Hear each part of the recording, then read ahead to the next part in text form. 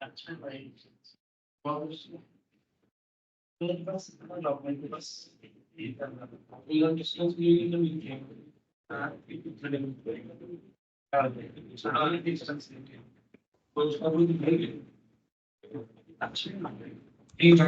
प्रणय प्रणय material management business partner झालं. आपलं vendor create झालं होतं ना. हो, वेंडर मास्टर. हा, define vendor account. Vendor master झालं होतं म्हणजे वेंडर आपलं क्रिएट झाला राईट.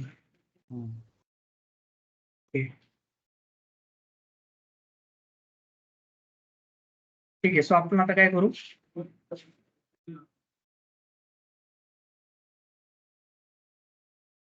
आपल्याला सुरू करायचं आता P2P सायकल. ठीक आहे. P2P सायकल म्हणजे procurement to pay cycle. Okay. ठीक आहे. काय असतं P2P सायकल?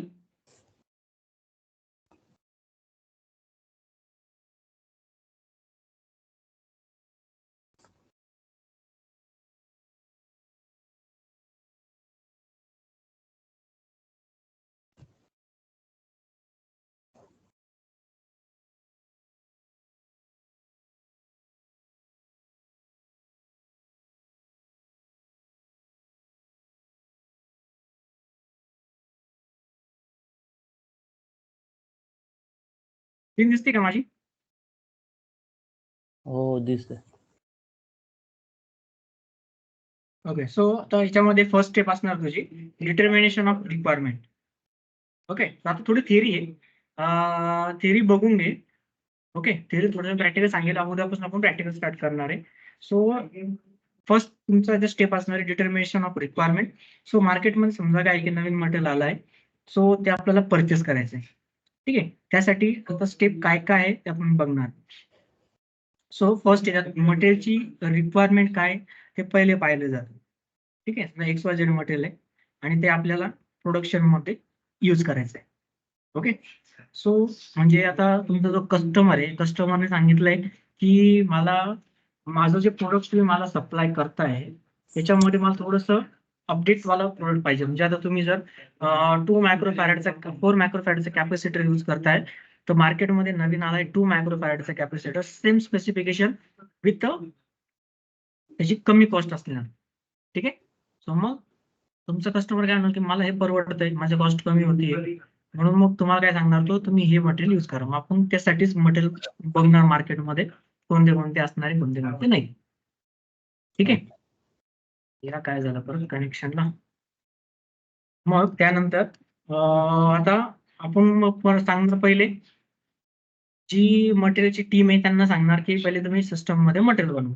पहिले कॉस्टिंग होईल, कॉस्टिंग नंतर मटेरियल बनवलं जाईल. त्यानंतर मग मी काय करणार आहे, जी आपलं याच्याकडे सॅप आयडी म्हणजे प्रोडक्शन परचेस वाल्याकडे सॅप आयडी त्याला सांगणार मी की तो परचेस रिक्विजिशन क्रिएट कर. ठीक आहे. सो परचेस रिक्विजिशन म्हणजेच आपलं PR. ओके. काय झालं सॅपला, सो त्यालाच म्हणतो आपण PR.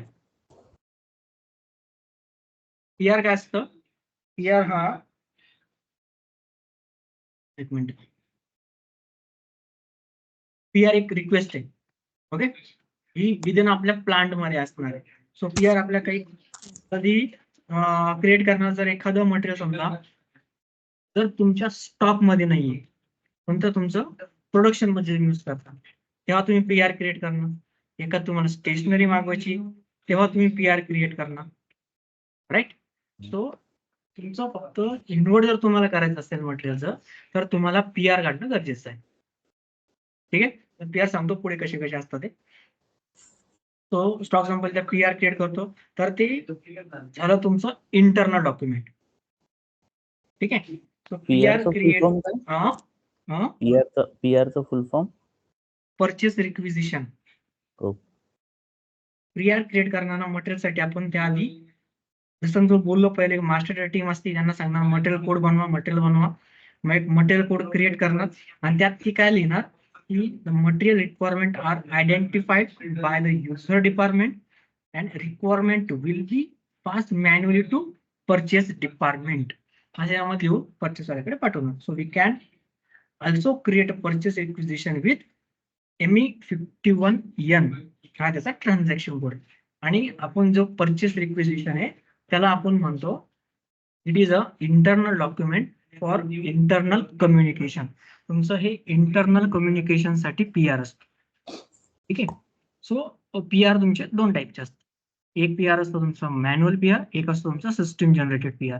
सो आपण जे करणार आहे तो असणार आहे आपला manual PR. System generated PR कधी निघतो? जेव्हा तुम्ही MRP करतात तेव्हा. MRP म्हणजे मटेरियल रिक्वायरमेंट प्लॅनिंग. जेव्हा तुम्ही MRP करतात तेव्हा तुमचा PR निघतो. त्यामध्ये पण तुमचा टाईप असतात.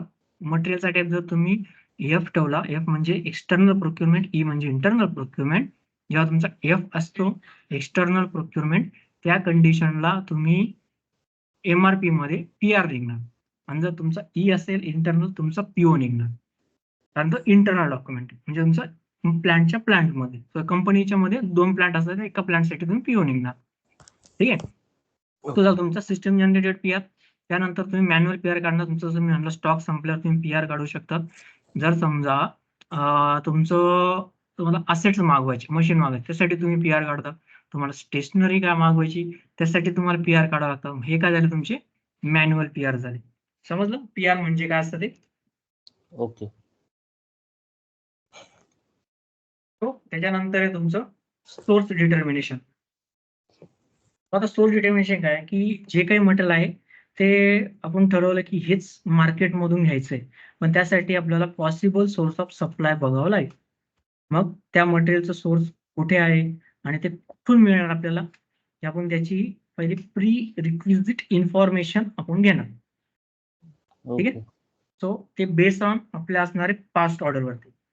सो सगळ्या वेंडरला पण पहिले विचारणं की हे XYZ मटेरियल आहे का तुमच्याकडे. नाहीतर आपलं जे एक्झिस्टिंग जे व्हेंडर्स आहेत ते एक्झिस्टिंग इन्फो पण आपण यूज करू शकतो. म्हणजेच एक्झिस्टिंग म्हणजेच की आपले जे करंट जे व्हेंडर आहेत त्यांना आपण हे विचारू शकतो की हे जे XYZ मटेरियल आहे मार्केटमध्ये ते तुम्ही मला प्रोव्हाइड करू शकता का. ठीक आहे. Okay. So other communication method पण आपण यूज करू शकतो like internet, paper, social media. हे झालं तुमचे अदर सोर्स. ठीक आहे. आयडेंटिफाय द पोटेन्शियल, याला काय आपण इंग्लिशमध्येच की identify the potential source for the supplier and this is based on my past order, other communication method like paper and internet. असं पण आपण सांगू शकतो सोर्स डिटर्मिनेशन साठी. ठीक आहे. ओके. सो स्टेप नंबर 3 त्यात vendor selection. So vendor select करतो आपण त्यांच्या क्रायटेरियावर.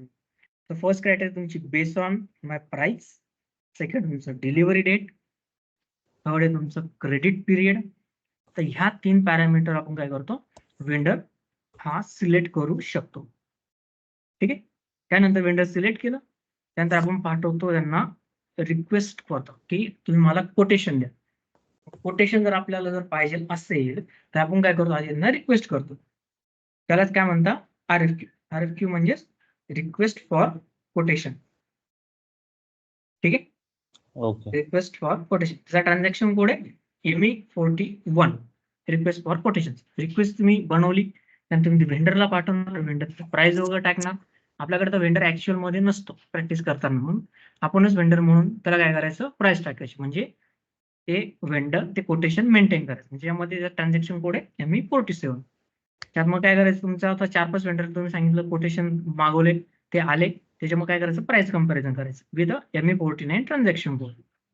मग आता जे व्हेंडर रिजेक्ट नाही होणार त्यांच्याकडे आपण काय करणार कोटेशनचे डिमांड करतो. जे कोटेशन दिलं त्यांना PO वगैरे पाठव. जे तुमचे व्हेंडर रिजेक्ट झालेले त्यांना काय करणार रिजेक्शन इंडिकेटर लावणं, म्हणजे तुमच्या पुढच्या प्रोसेसमध्ये ते इन्व्हॉल्व्ह होणार नाही. ठीक आहे. हा झाला तुमचा RFQचा पार्ट आणि वेंडर सिलेक्शनचा. थर्ड फोर्थ स्टेप आहे तुमची क्रिएट परचेस ऑर्डर म्हणजेच purchase order processing. Transaction code ME21N. आता जे सिलेक्टेड वेंडर आहे त्यांच्यासाठी आपण काय करणार PO काढणार. Create PO for selected vendor against the purchase requisition. ठीक आहे. सो पीआर जसं म्हटलं it's a internal document for internal communication, तसंच पीओ काय तुमचा it's a internal document for external communication. ठीक आहे. पीआर तुम्ही आतल्या तुम्ही कम्युनिकेशन करू शकता, पीआर तुम्ही बाहेरचं कम्युनिकेशन करता. 5th नंबरची स्टेप तुमच्या त्याच्यामध्ये परचेस ऑर्डर मॉनिटरिंग. आपण जी पीओ तयार केली आहे ती व्हेंडरकडे जायला पाहिजे. ठीक आहे. Sending the PO to supplier by various communication like email, fax, courier, sending reminder to vendor based on due date. आपण काय करतो त्यांच्या ड्यू डेट नुसार आपल्या मटेरियलची ड्यू डेट त्यानुसार आपण त्यांना रिमाइंडर देतो व्हेंडर. ठीक आहे. हे झालं की रिमाइंडर दिलं, त्यानंतर व्हेंडरने काय केलं तुमचं मटेरियल बनवलं तुमच्याकडे पाठवलं. नंतर काय करतो आपण स्टेप नंबर 6 त्याच्यामध्ये गुड रिसिप्ट म्हणजेच जीआरएन. जीआरएनचं नाव काय? Good receipt note. ठीक आहे. त्याचा ट्रान्झॅक्शन कोड आहे MIGO म्हणजे MIGO. So confirming the receipt of goods, compare the good receipt quantity along with vendor invoice quantity. So invoice quantity, त्यानंतर तुमची ऍक्च्युअल क्वांटिटी, फिजिकल क्वांटिटी आणि तुमची पीओ मधली क्वांटिटी, हे सगळ्यांचं पहिले कंपॅरिझन होणार. जर सगळे मॅच होत असेल तर जीआरएन पुढे प्रोसीड होणार. ठीक आहे. जीआरएन झालं तुमच्याकडे काय स्टॉक येईल.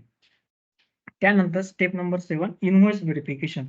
ट्रान्झॅक्शन कोड आहे मायरो, MIRO, कोणी मिरो म्हणतं कोणी मायरो म्हणतं. ट्रान्झॅक्शन कोड आहे MIRO. Invoice check for accuracy of a price, quantity, verify against GR and price against PO. ठीक आहे. सगळे इनवॉइस मध्ये पहिले चेक होणार. त्यानंतर इनवॉइस क्रिएट होईल म्हणजे पूर्ण चेकिंग वगैरे होईल.